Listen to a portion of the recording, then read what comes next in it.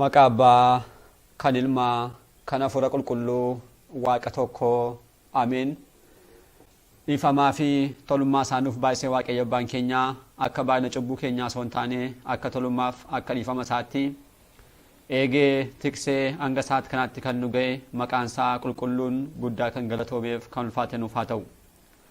Maatiiwwan Waaqayyoo ijoolleen haadha keenya qulqulleettii Dubroo Maariyaamii bakka adda addaa taa'uudhaan sagalee kana kan dhaggeeffattan maqaa gooftaa keenyaa fayyisaa keenyaa Iyyasuus Kiristoosiin nagaan isin gaafadhaa akka isaatti bakka jirtaniitti akkam bultanii akkam ooltanii akkam galgaleessanii ameen. Gooftaan keenyaa fayyisaan keenya Iyyasuus Kiristoos yeroo hundumaa akka baay'ina cubbuu keenyaa osoo hin taane akka dhiifamaaf tolummaa isaatti kan nu eegu amma isaatti kanatti qulqulluu kan ta'e sagalee isaa akka dhaggeeffannuudhaaf eebbisee kan nuuf kenne qulqulluu kan ta'e maqaan isaa guddaa kan galatoomeef kan ulfaate nuuf haa ta'u.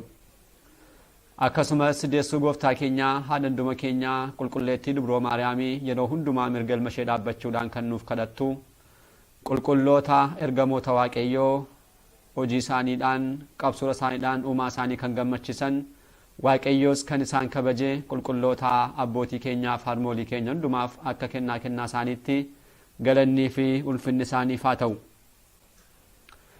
Eegaan maatiiwwan Waaqayyoo barumsa keenyaa jireenyaa fi hojii gaarii kiristaanummaa kan jedhuun kutaawwan darban keessatti egaa boqonnaa lammaffaa eegallee hundeewwan hojii gaarii kiristaanummaa kan jedhuun kutaa jalqabaa boqonnaa kanaa kan ta'e abboommiiwwan kurnan kanneen jedhan eegallee isaan barachaa akka jirru egaa ni yaadattu.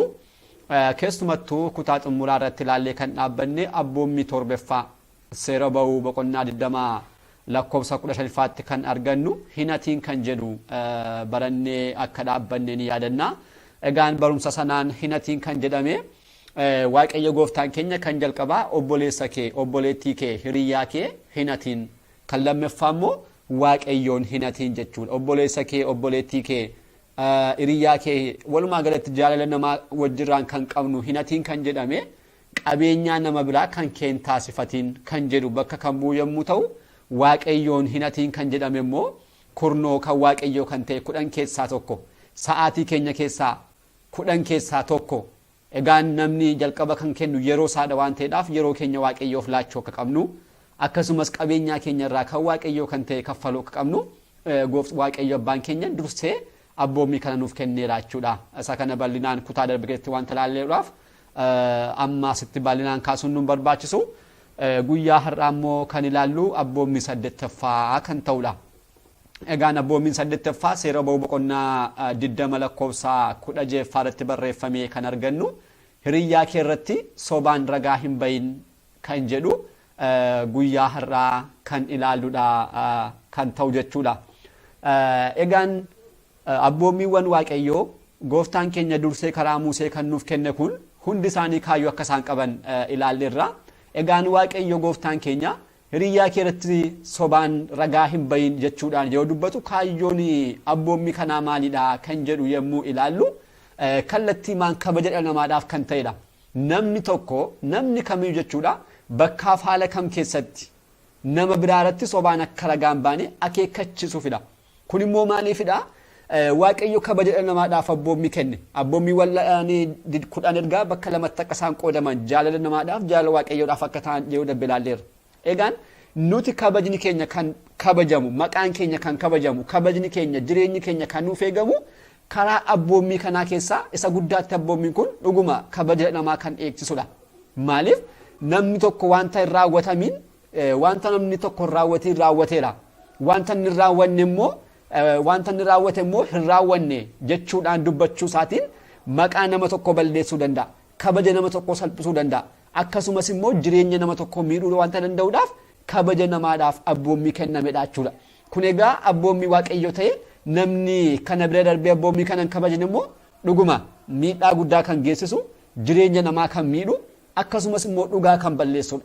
Kanaafidha Salomoon maal jedheera macaafa fakkeenyaa boqonnaa 12 lakkoofsa 22 yeroo ilaallu arrabni sobduun Waaqayyo batti cigaamtudha jechuudhaan dubbateera. Egaan abboommiin kun kan raawwatamu kan cabu jechuudha arrabaayidha jechuudha. Kanaaf arrabni sobaan dubbattu kun immoo waaqayyo biratti gatii kan hin qabne cigaamtu kan taatedha jechuudhaan dubbateera jechuudha. Egaan gara abboommii kanatti seenuu keenyaan dura ragaan maalii kan jedhu beekuu qabna. Ragaan afaan Oromooti. Yeroo hiiknu hiikkaan isaa maal jechuudha? Walfalmii yookiin walitti bu'insa namoota gidduutti uumameef murtiin haqa qabeessa akka kennamuudhaaf abbaa seeraa yookiin walgahii jaarsolii abbootii aangoodhaaf kan kana fakkaatan duratti afaaniin kan dhiyaatudha. Egaan namni lama waan tokkotti walitti bu'uudhaan gara guyyaa har'aa bal'inaan kan beekamu gara mana murtiitti yeroo deebamu abbaa seeraa duratti dhuguma walfalmii isaanii kana keessatti kan miidheef kan miidhame eenyu akka ta'e beekamuudhaaf maaltu barbaachisa? Ragaan ni barbaachisa jechuudha. Kanaaf ragaan kun fuula abbaa murtiitti dhiyaachuudhaan murtii dhugaa gara fuulduraatti kennamuudhaaf baay'ee murteessaa kan ta'edha. Ragaan egaa kun immoo jallinaan kan dhiyaatu yoo ta'e kan waaqayyoo abboommii sana cabsu ta'a. Garuu dhugaadhaan kan dhiyaatu yoo ta'e garuu waaqayyootti fudhatama kan qabu akkasumas immoo nama durattis immoo qajeelaa kan ta'e ta'a jechuudha. Namoonni garuu yeroo baay'ee dhugaarraa fagaachuudhaan faayidaan adda addaadhaaf bitamanii qarshii argachuudhaan qabeenya argachuudhaaf jecha darbanii immoo hiriyyaa isaanii miidhuu dhiisuudhaaf jecha fira isaaniidhaaf yaaduudhaaf jecha wanta raawwatamiin raawwatameera. Wanta raawwatamne immoo raawwatameera jechuudhaan wanta raawwatame immoo hin raawwatamne jechuudhaan jallisanii murtii yookiin immoo ragaa sobaa ni kennu jechaadha. Innaan ragaan akkasii kun maal jedhama? Ragaa sobummaadhaan kan dhiyaatudha jechuudha. Egaan waaqayyo dhugaan uummata gidduutti badee hiyyeessi qabeenyaa fi fira hin qabne miidhamaa kan jiraamneedhaaf abboommii sobaan ragaan bayinaa jedhu nu gidduu kaa'eera jechuudha. Abboommii kana darbuun immoo balleessaa guddaadha. Maaliif? Abboommii waaqayyoo kan ta'e cabsuu waan ta'eedhaaf jechaadha. Walumaa galatti garuu namni tokko sobaan ragaa hin bayin kan jedhame kana yeroo cabsu yoo xiqqaate cubbuuwwan 3 al tokkotti ni raawwata. Kan jalqabaa namichi dhugaan dubbadha jedhee jalqaba waadaa galeef deebi'ee immoo dhugaa sana cabsuudhaan maal ta'a? Waadaa sana ni cabsaachuudha. Jalqaba ragaa laachuudhaan dura maaltu jira? Waadaawwan baay'een ni jiraatu. Waadaa sana erga raawwatee booda wanta sobaa yeroo dubbatu kan dubbateef sana ni cabsee jechaadha. Mataa isaatti cubbuu guddaa raawwateera jechuudha. Kan lammaffaa immoo abbaan murtii sobaan murtee kennuudhaaf sababa ni ta'a. Hin sobiin kan jedhame abbaan murtiiyyuu osoo hin beekin maal taasisaa? Soba raawwate jechuudha. Maaliif? Murtii irratti dabarsuudhaan sobni raawwatameera jechaadha. Murtiin kun amma lubbuu dabarsutti kan gahu wanta ta'eedhaaf miidhaa guddaa keessaa jechaadha. Kan sadeeffaa immoo namichatti murtaa walitti rakkoo guddaa keessa. Maaliif? Namni kun dhuguma wanta raawwanne raawwateera jedhamee ragaan wanta itti ba'amuudhaaf namni kun murtii san madaallee argata jechuudha. Hidhaa ta'uu danda'a, darbee amma qabeenyaa kaffalu ta'uu danda'a. Garuu miidhaa guddaarra namicha kana ni geessaa jechuudha. Kanaafuu qaama kana sadan bakka tokkotti kan miidhudha. Kan jalqabaa waaqa keessatti maqaa waaqayyoo bakka hin taanetti waamiin kan jedhame maqaa waaqayyoo waaduudhaan waadaa galee bakka sobaatti maqaa waaqayyoo akka kaasuudhaaf sababa ta'e jechaadha. Kan lammaffaa immoo hin sobiin kan jedhame sobni ni raawwatame. Kan sadeeffaa immoo abbaan murtii namichis maal ta'eera? Osoo hin beekin soba raawwateera jechuudha. Namicha kanarrattis immoo dudduubaan wantoonni baay'een ni dhufu. Amma lubbuu baasutti hin ajjeesin amma jedhametti illee gahuu ni danda'a jechaadha cubbuun kun. Kanaaf ragaan sobaa tokko cubbuuwwan baay'een bakka tokkotti walitti qabamanii akka isaan raawwatamaniidhaaf sababa ta'a jechaadha. Ragaan sobaan tokkitti cubbuuwwan kana hundumaa of keessatti qabattee wanta jirtuudhaaf maqaa waaqayyoo bakka maletti ni waama. Hin ajjeesin kan jedhuuf hin hatiin kan jedhu abboommiiwwan kun kanneen isa fakkaatan al tokkotti akka isaan cabaniidhaaf sababa ni ta'a jechuudha. Waaqayyo warreen sobaan ragaa akkasii kennan dhuguma sona dabiin kan dhiisu miti. Kan ammoo seenaa soosinnaa fi barsoota warreen sobaarraati sirriitti ilaaluu ni danda'ama. Raajii Daani'el boqonnaa 13 yoo ilaallu soosinnaa ni arganna. Soosinnaa irratti barsoonni sobaa kun sobaan dhugaa irratti ba'an ragaa irratti ba'an booda garuu kitaabichatti barreeffamee ni jira. Daani'el jechuudha irra deebiidhaan kan inni taasiseedhaan dhuguma ragaan isaanii ragaa sobaa ta'uudhaan itti beekame iddoo soosinnaan duudhaaf kaate bakka ishee jarreen kun lamaan duudhaaf gaaniiru jechuudha. Kanaaf waaqayyo akkasitti ni deebisaa jechuudha osoo hin adabiin hin dhiisu jechaadha.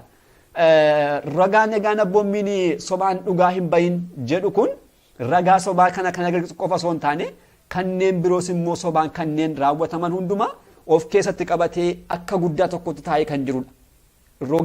Sobaan ragaa hin bahin kan jedhu kana jala wantoonni sobaan raawwataman hundumtu as jalatti kanneen hammataman jechuudha. Fakkeenyaaf akaatu nuti bara keenya kanatti kanneen akkasii kun warreen akkamitti raawwatame jennee yeroo ilaallu ragaawwan sobaa adda addaa bituu, daataawwan, waraqaawwan, chaappaawwanii fi mallattoolee sobaa fayyadamu, chaappaa waajjira tokko kan hin taane sobaan hatuudhaan yookiin immoo kooppii isaa baasuudhaan raawwachuu, daataawwan akkasii kana sobaan raawwachiisuu, mallattoolee namaa fokkeessisuudhaan mallattoo kan nama biraa fokkeessuudhaan itti mallatteessanii waraqaadhaan wanta adda addaa raawwachuu. Isaan kuniif kanneen kana fakkaatan jedhu irraa waajjira adda addaatti kutaawwan adda addaatti raawwataman kun hundi isaanii maal jedhamu as jalatti kanneen raawwatamaniif sobaan kanneen dhugaa ba'an jedhamanii abboommii kana akka cabsuutti ni beekamu jechaadha. Isaan akkasii kana kanneen raawwatamanis abbaan abboommii kanaas osoo isaan hin dadamin hin dhiisu jechaadha. Isa kanaaf immoo dhuguma fakkeenya guddaa kan nuuf ta'u seenaa namicha qajeelaa kitaaba qulqulluu kan argannu Naabuteedhaaf Elzaabeelidha. Elzaabeel haadha manaa mooticha Akaa'aab turte. Tokkoffaan moototaa boqonnaa 20 lakkoofsa 1-26 yoo ilaalle dhuguma ni arganna. Abbaan manaa ishee Naabuteen abbaan manaa Elzaabeel Akaa'aab maal jedhee ture lafa Naabutee barbaade Naabuteen immoo lafa kana kennuuf hin barbaanne. Kana booda gaddee gaafa inni manatti galu dubartiin kun Elzaabeel maal taasiste lakkii hin gaddiin kanammaa ani siif irraa wadhaa itti jajjabisite.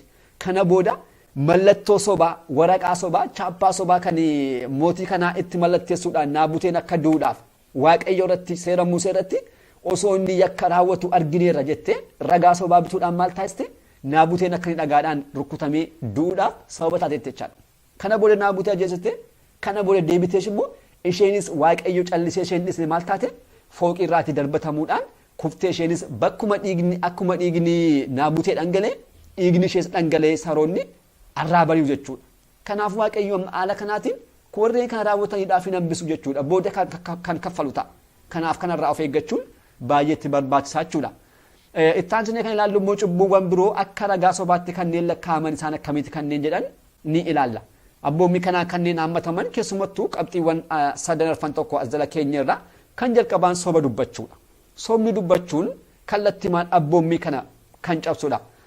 Soba jechuun namni tokko sammuun isaa osoo beeku dhugaa jallisuudhaan akkasumas nama amansiisuuf yookiin immoo fakkeessee dhiyeessuudhaaf kan dubbatudha.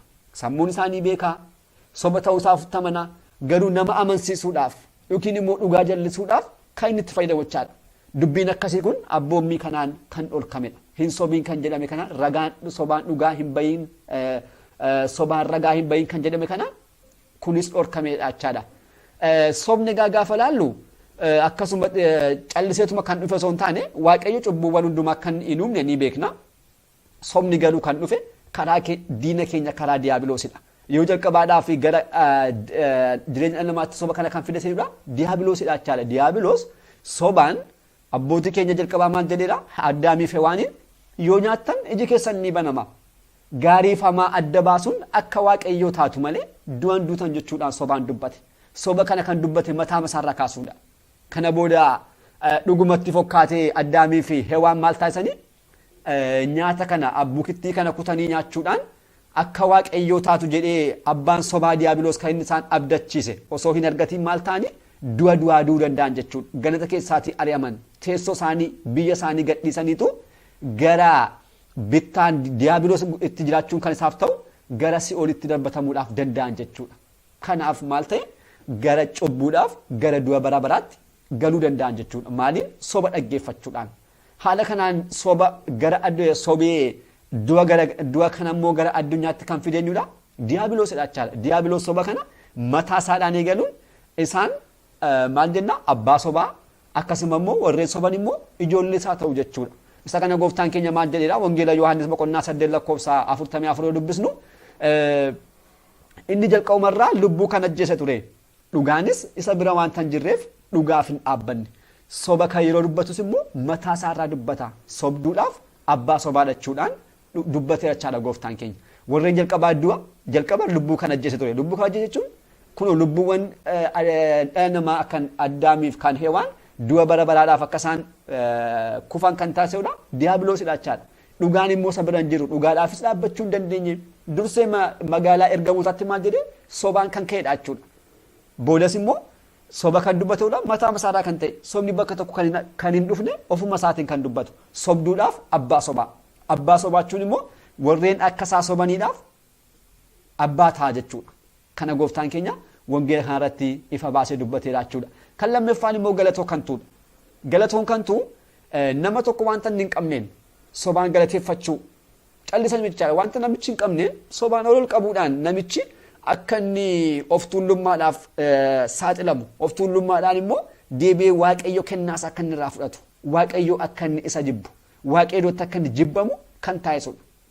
Kanaafuu namni tokko wanta hin qabneen ni qaba.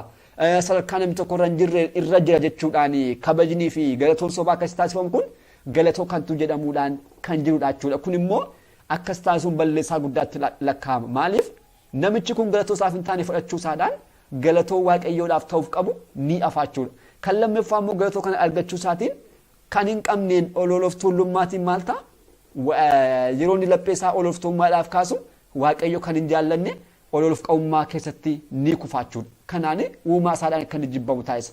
Galatoo kan tuulaa fagaachuu qabnus immoo kitaabni qulqulluu dhugma nu agarsiisa. Hojii duukaa bootaa boqonnaa 12 lakkoofsa 21 hanga 23 yeroo dubbisnu eenyuun arganna? Seenaa Heroos arganna. Heroos qulqulloota duukaa boota keessaa kan akka qulqulluu Yaa'aqoobiin kan ajjeesise xumurratti garuu yeroo mataa isaadhaaf kan du'e maalittiin ture? Galatoo kantuu kana fudhachuudhaan ture kan ture. Maal jedha kitaabni kun?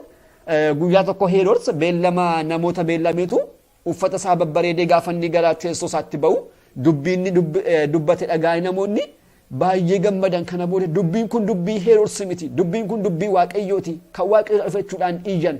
Kana booda innis galatoo amma kana waaqayyoodhaaf kabaja laachuu wanta dadhabeedhaaf amma waaqummaatti wanta of ture jechuudha.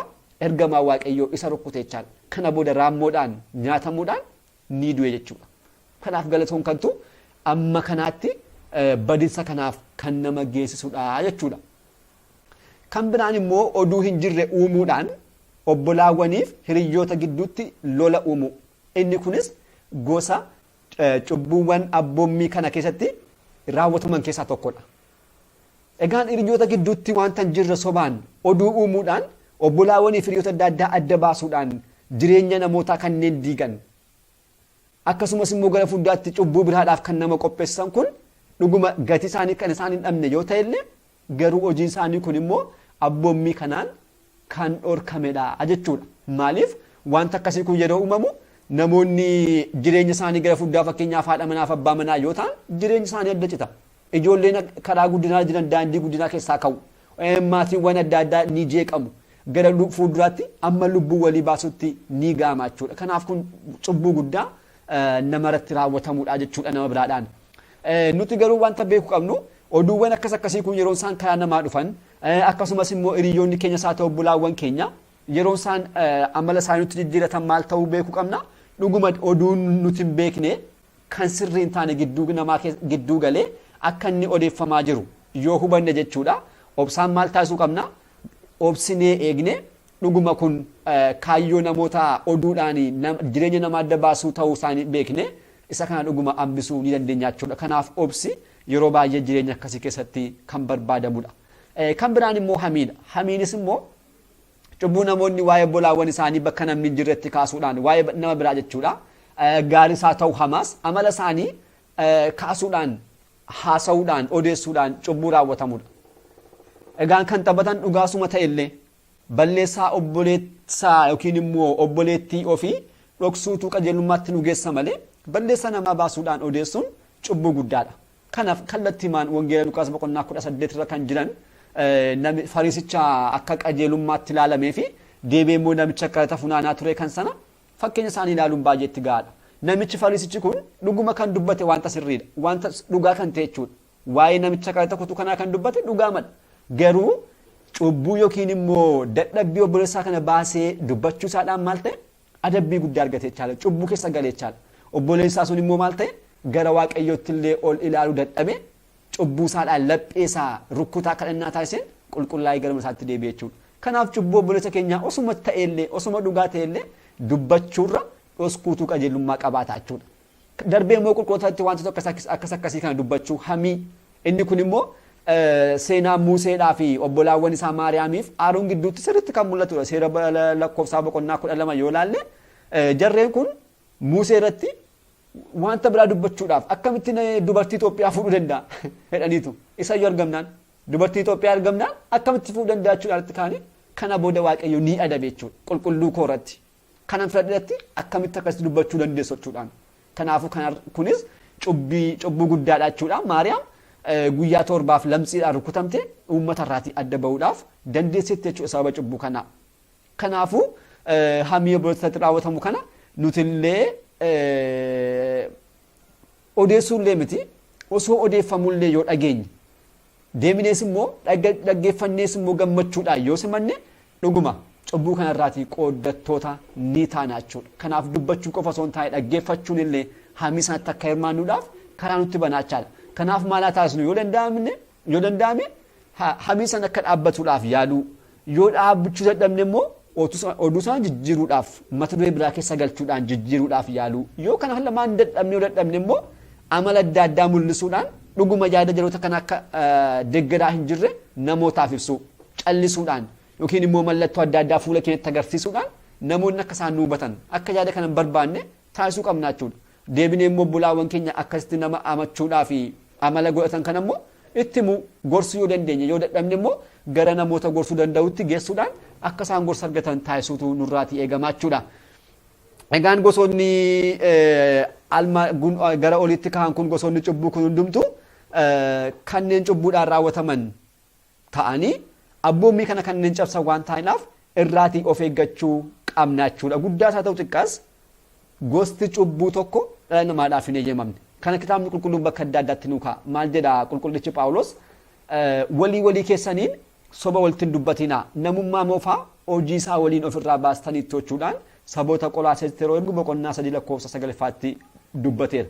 Darbees immoo ergaa isaa gara Efesoon kan erge boqonnaa 4:25 yeroo yaallu maal jedha kanaaf sobarraatii of fageessaatii obboleewwan keessan waliin dhugaa dubbadhaachuudhaan dhuguma soba dubbachuurraatii akka of eeggannu of eeggachuu qabnu dubbateera jechuudha. Kanaafuu sobarraatii of eeggachuun nurraatii eegama. Sobni kun immoo karaa adda addaa kan raawwatu keessumattuu guyyaa har'aa kanneen jalqaba kaasne kana qofa osoo hin taane namoonni mataa isaanii ol qabuudhaaf uffata qarshii hin bitamne qarshii kanaan hin bite moobaayilii qarshii kanaan baasne qarshii kanaan hin bite jechuudhaan mataa isaanii ol qabuudhaan kanneen dubbataman kun as keessa kanneen jiran keessumattuu barri keenya kun kitaabni qulqulluun kan hin barreeffamnee fi abboonni keenya hiikkaadhaan kan isaan hin keenye gosoota sobaa baay'ee qabate gara keenyatti dhufee kan jirudha. Kanaaf kana hundumaa beekne qaldiiwwan adda addaa qoosaa adda addaa piraankii kanneen jedhaman kun hundumtuu xiqqoosaa ta'an guddaas abboommii kanaan kan dhorkamanidha.